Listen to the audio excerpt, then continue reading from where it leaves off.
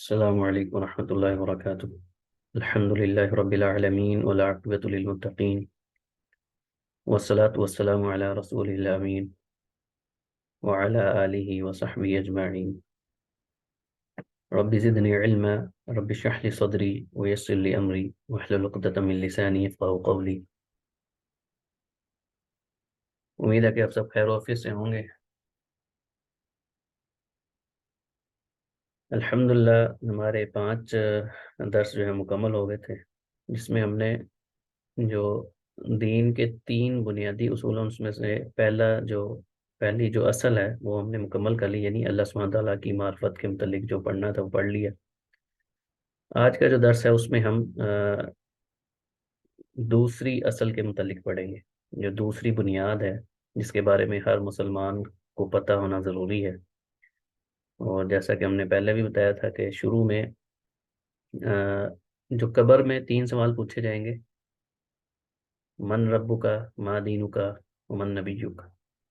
تمہارا رب کون ہے، تمہارا دین کیا تھا، اور تمہارے نبی کون ہے۔ تو بیسیکلی اس کتاب میں یا اس کورس میں ہم نے انہی تینوں کے متعلق پڑھنا ہے یا جاننا ہے۔ تو پہلی جو معرفت اللہ تھا وہ ہمارا مکمل ہو گیا تھا، لاسٹ لیکچر تھا۔ آج کا جو درس ہے اس میں ہم انشاءاللہ دین کے متعلق پڑھیں گے۔ جیسا کہ اس سلائیڈ میں بھی آپ کو نظر آ رہا ہے کہ آج ہمارا جو موضوع ہے وہ ہے معرفت و دین الاسلامی بالادلہ، کہ جو دین اسلام کی معرفت ہے وہ دلائل کے ساتھ، یعنی یہ نہیں کہ سنی سنائی باتیں ہیں یا جس ماحول میں آپ پیدا ہو گئے ہیں اس کے مطابق جو دین آپ تک پہنچا ہے یا جس کو لوگوں نے اسلام سمجھا ہے اسی کو ہم نے اسلام سمجھنا ہے، نہیں، بلکہ امام صاحب نے یہاں پہ بڑی خوبصورت بات کی ہے، معرفت و دین الاسلام، یعنی دین اسلام کی پہچان بالادلہ، دلائل کے ساتھ۔ تو انشاءاللہ ہم جیسے ہم نے معرفت اللہ جو ہے مکمل قرآن و حدیث کے دلائل سے سیکھا، اللہ کی پہچان کی، اسی طرح ہم آج کا جو درس ہے اس میں دین اسلام کی جو پہچان ہے، یعنی دین کسے کہا جاتا ہے یا دین سے مراد کیا ہے اور اس کے کچھ درجات ہیں، کیا معاملات ہیں، ان کی تفصیل ہم آج کے درس میں ہم انشاءاللہ سیکھیں گے۔ تو اللہ سے دعا ہے کہ اللہ تعالیٰ مجھے اور آپ سب کو علم کو اخلاص کے ساتھ سیکھنے کی، اس پر عمل کرنے کی، اور کما حقہ دوسروں تک پہنچانے کی توفیق عطا فرمائے۔ تو پہلی سلائیڈ جیسا کہ آپ کو پتہ ہے کہ اس میں ہم اس کتاب کا جو اصل متن ہے جو امام محمد بن عبد الوہاب رحمہ اللہ نے لکھی ہے، وہ پہلی سلائیڈ میں متن ہوتا ہے اور دوسری میں اس کی کچھ نکات جو ہیں وہ اہم شرح کی صورت میں لکھے ہوتے ہیں۔ تو امام صاحب فرماتے ہیں کہ معرفت الاسلام بالادلہ وہوا، یعنی اسلام سے کیا مراد ہے یا دین اسلام کی جو معرفت سے مراد کیا ہے، اسلام کا مطلب کیا ہے۔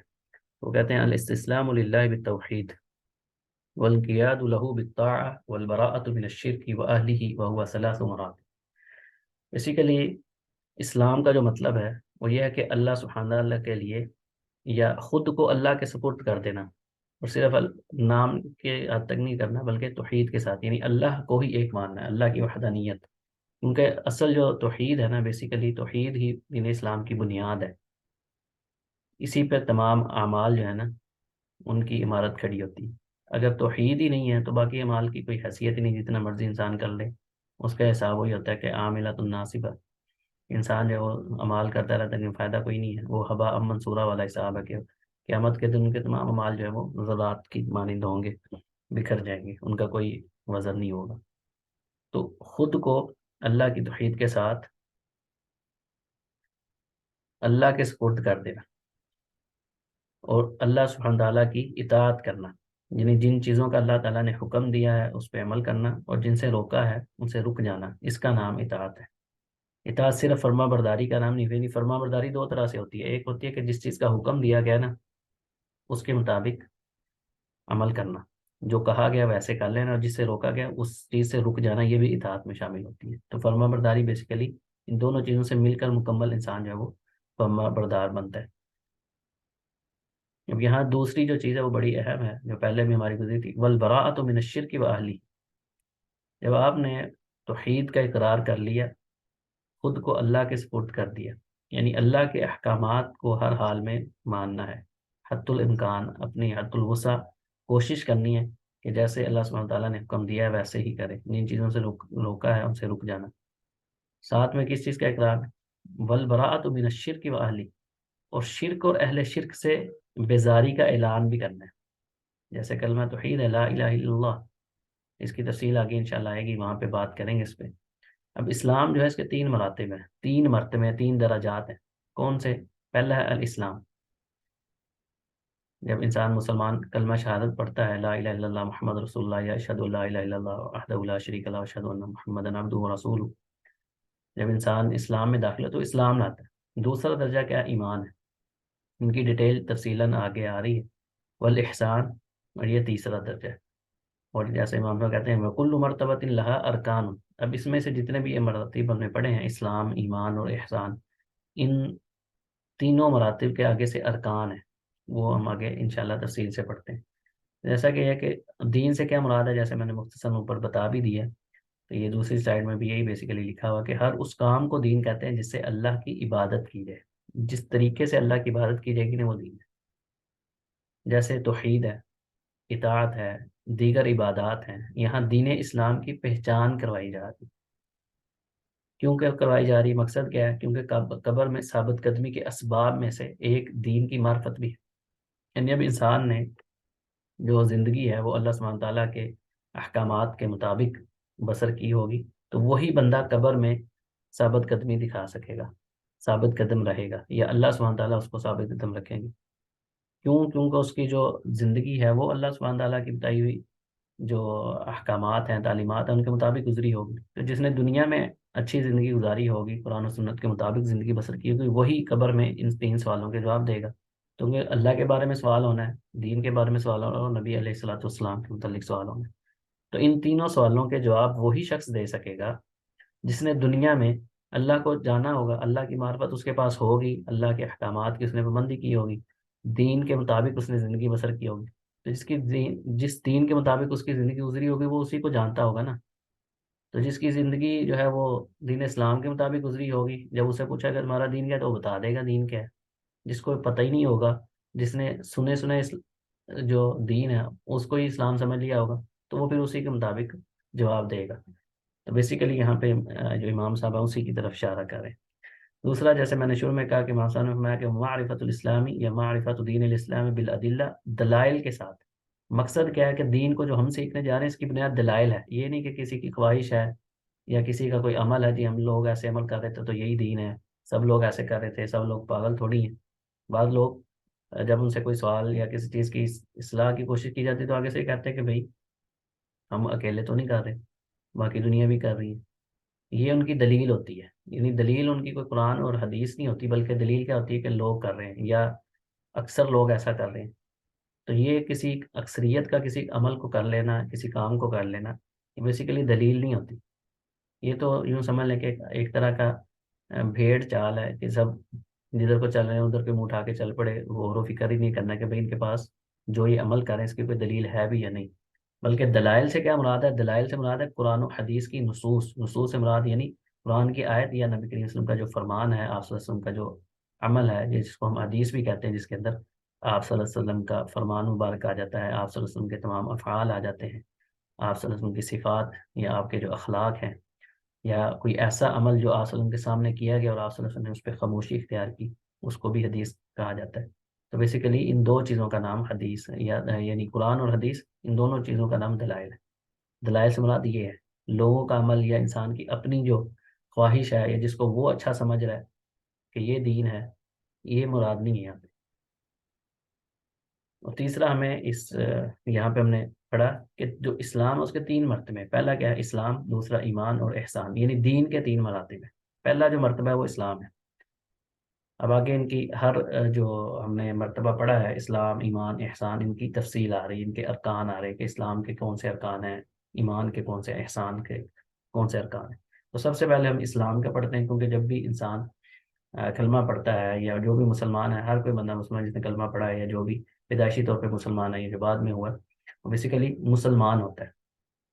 تو مسلمان تو سبھی ہیں، لیکن اس کے بعد مومن ہوتے ہیں، اس کے بعد محسن آتے ہیں جو احسان کرنے والے ہیں. تو ان کی تفصیل ہم پڑھتے ہیں. جیسا کہ پہلے جو ہم دلائل پڑھیں گے، جو ارکان ہیں اسلام کے، جو ارکان ہیں، رکن بیسیکلی یوں سمجھ لیں کہ جیسے پلرز ہوتے ہیں نا، وہ آپ یوں سمجھ لیں جیسے کسی بلڈنگ کی بنیاد یا پلرز ہوتے ہیں. رکن آپ اس کو بھی اس معنی میں بھی لے سکتے ہیں. فارکان الاسلامی خمسہ. اب اس کی دلیل کیا ہے؟ تو یہ ہم نے پہلے بھی تقریباً ہر درس میں یہ بات کہتا ہوں کہ اس کتاب کے اندر کوئی ایک بات بھی آپ کو ایسی نہیں ملے گی جو بغیر دلیل کے کی ہوگی.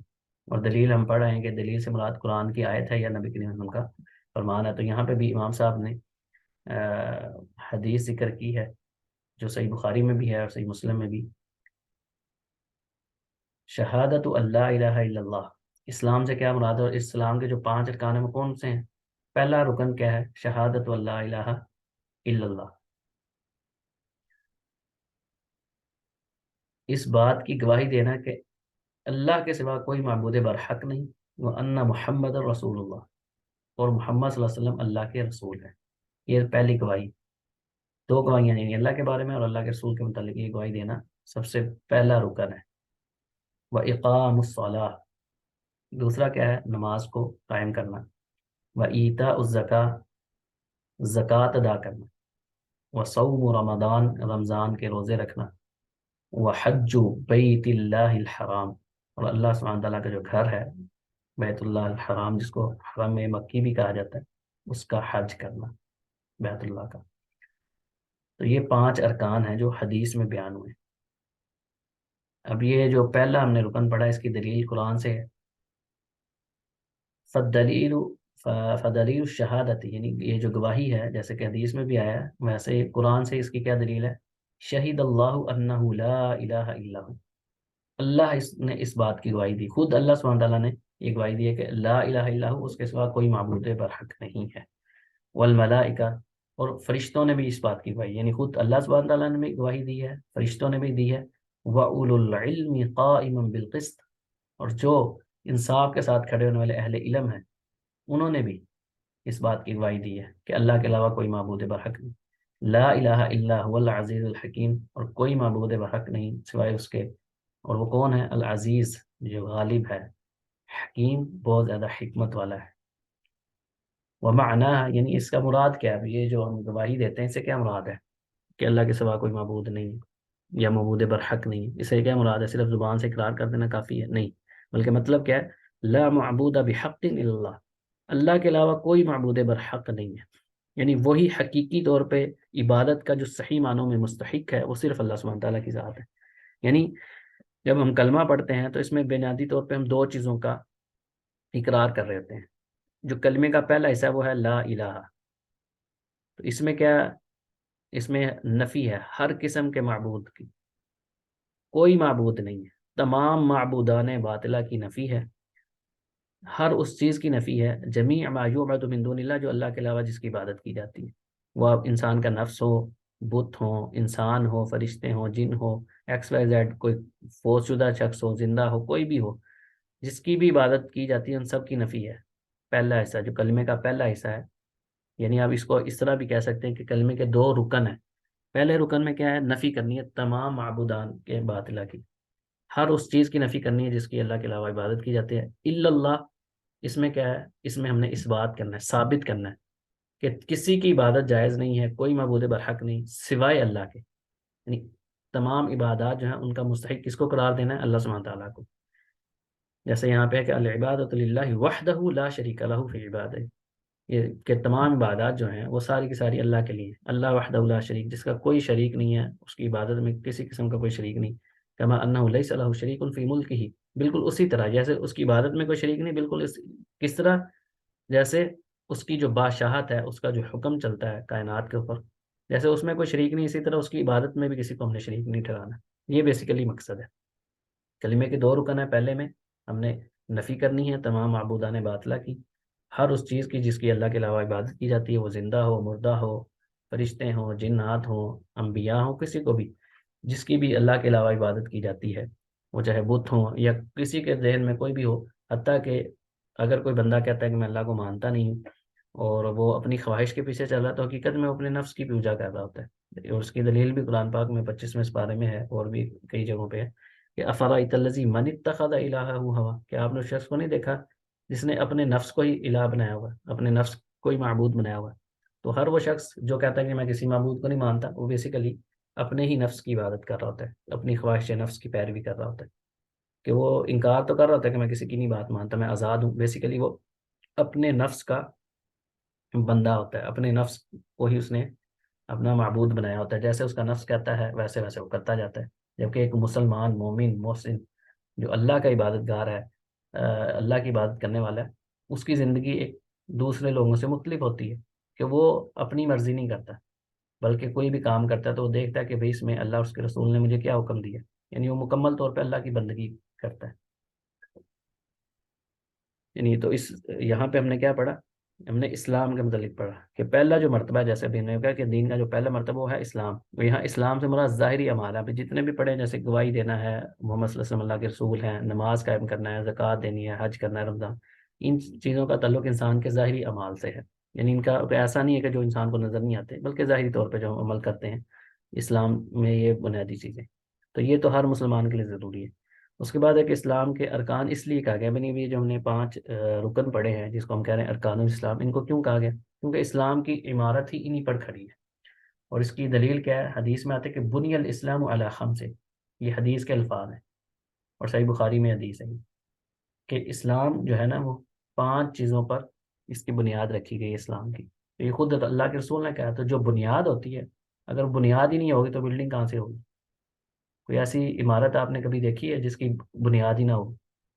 تو خود اللہ کے رسول صلی اللہ علیہ وسلم نے ان 5 جو چیزیں ذکر کی ہیں، اللہ اور اس کے رسول کی گواہی دینا، اللہ کے سوا کوئی معبود نہیں، محمد صلی اللہ علیہ وسلم اللہ کے رسول ہے، نماز قائم کرنا، زکوٰۃ ادا کرنا، روزہ رکھنا اور حج کرنا، اور ایک حدیث میں یہاں بھی آتا ہے کہ من استطاع الیہ سبیلا، جو اس کی استطاعت رکھتا ہے، وہاں پہ استطاعت کا بھی لفظ ہے۔ بہرحال اللہ کے رسول نے اسلام کی جو بنیاد ہے ان 5 چیزوں کو قرار دیا، اور اس میں جیسے دلائل کی جو ترتیب ہے اس کو بھی ہم دیکھتے ہیں، تو شہادتین یعنی جو لا الہ الا اللہ محمد رسول اللہ، یہ 2 شہادتیں ہیں، 2 گواہیاں ہیں، ان کی اہمیت کے ساتھ، ان کے معنی اور توحید کی شہادت کے ساتھ اس کی تفسیر بھی ذکر کی جا رہی ہے۔ یہاں پہ امام صاحب نے باقی کا تو ذکر کیا ہے، لیکن جو پہلی 2 گواہیوں کا ذکر ہے، جس کو جو پہلی بنیاد ہے اسلام کی، ان کی تھوڑی سی امام صاحب نے معنی بھی ذکر کر دیا، جیسے قرآن پاک کی آیت بھی ذکر کی اور ساتھ میں مزید تفصیل ذکر کر دی کہ لا الہ الا اللہ سے مراد کیا ہے۔ دوسرے نمبر پہ جو پوائنٹ ہے وہ ہے کہ کلمہ توحید کی 7 شروط ہیں۔ جب ہم لا الہ الا اللہ محمد رسول اللہ پڑھتے ہیں، اس میں یا لا الہ الا اللہ ہم پڑھتے ہیں، اس کی 7 شرطیں ہیں، اور شرط ایسی چیز ہوتی ہے جس کے بعد، یعنی جس کے اوپر کسی دوسری چیز کی بنیاد ہو، یوں سمجھ لیں جیسے نماز کے لیے وضو شرط ہے، اب اگر وضو نہیں ہوگا تو نماز بھی نہیں ہوگی، اگر کوئی بندہ بغیر وضو کے نماز پڑھ لے تو اس کی نماز ہی نہیں ہوگی، تو ہم کہیں گے کہ وضو جو ہے وہ نماز کی شرط ہے۔ کیوں؟ کیونکہ نماز کی جو، یوں سمجھ لیں اگر ہم نماز کو ہم کہیں گے ایک عمارت ہے، تو اس کی بنیاد کیا ہے، کس پہ کھڑی ہے؟ وہ وضو پہ، ساری اس کی بنیاد جو ہے وہ وضو ہے، تو وضو ہوگا تو نماز ہوگی۔ تو یہاں پہ بھی کلمہ توحید کی شروط ہیں، اس صرف زبان سے لا الہ الا اللہ لا الہ الا اللہ کہنا اتنا کافی نہیں ہوتا، بلکہ اس کے بارے میں اور بھی چیزیں ہیں۔ پہلی کیا چیز ہے؟ العلم ہے، اور اس کی دلیل ہم اوپر پڑھ بھی آئے ہیں، فَاعْلَمْ أَنَّهُ لَا إِلَهَ إِلَّا اللَّهُ، سورہ محمد کی آیت ہم نے پڑھی تھی کہ اللہ تعالیٰ نے حکم دیا کہ علم حاصل کرو، یعنی بندے کو پتہ ہو کہ وہ کیا کہہ رہا ہے، لا الہ الا اللہ سے کیا مراد ہے۔ بہت سے لوگ ہیں زبان سے کہہ رہے ہیں، ان سے مطلب پوچھ رہے ہیں، ان کو پتہ ہی نہیں ہوتا، تو علم کا ہونا ضروری ہے، یہ پتہ ہو کہ اللہ ہے، علم جانے اللہ کے بارے میں، اللہ کی معرفت ہو آپ کو، جیسے کہ ہم نے جو اس کورس کی پہلی بنیاد، دین کی پہلا اصول ہے، اس کے بارے میں مکمل ہم نے پڑھا ہے، معرفت اللہ، تو العلم، علم ہونا، اس کے بعد ہے یقین، یعنی شک نہ ہو، شک کے الٹ کیا چیز ہوتی ہے؟ یقین ہوتا ہے، 100% یقین ہے کہ اللہ ہے، اللہ ہی معبود برحق ہے، اس بات کا یقین بھی ہو۔ اس کے بعد قبول اور وانقیاد سے مراد ہے کہ اطاعت کرنا، یعنی جن چیزوں کا جو بھی حکم آیا اس کو دل و جان سے قبول کرنا، اور پھر ان کے اوپر عمل بھی کرنا، اس کی اطاعت بھی کرنا، فرما برداری کرنا۔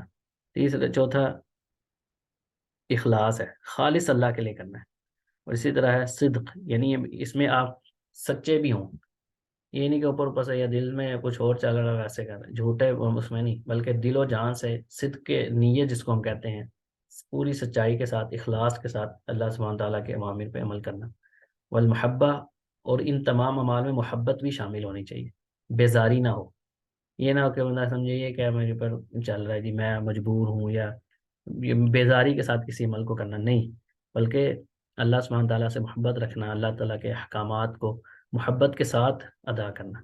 ورنہ اللہ تعالیٰ کا حکم تو ہر چیز پہ چلتا ہے، کفار پہ بھی اللہ کا حکم ہی چل رہا ہے۔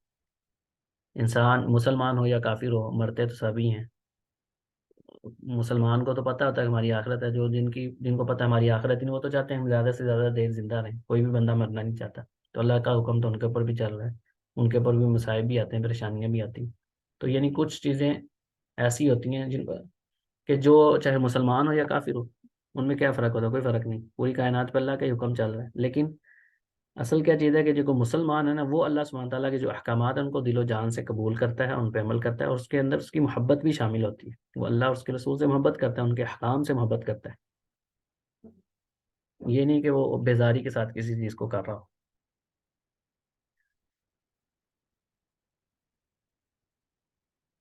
اور یہاں پہ ہم نے ہمارے یہ 5 جو ہیں وہ مکمل ہو گئے ہیں، ارکان الاسلام جو ہیں، اور اسی طرح ہم نے کلمہ توحید کی شرائط بھی پڑھی۔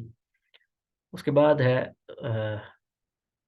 اسی طرح یہ جو ہم نے اوپر معنی پڑھے ہیں، اسی کے لا الہ کی مزید آ رہی ہے، دلائل آ رہے ہیں کہ یہ جو ہم نے بات کی نا کہ اہل شرک سے یا شرک سے بیزاری کا اعلان کرنا، تو اس کی بھی دلیل ہے، جیسا کہ سورہ زخرف کی آیت ہے، سیدنا ابراہیم علیہ السلام کا واقعہ ہے۔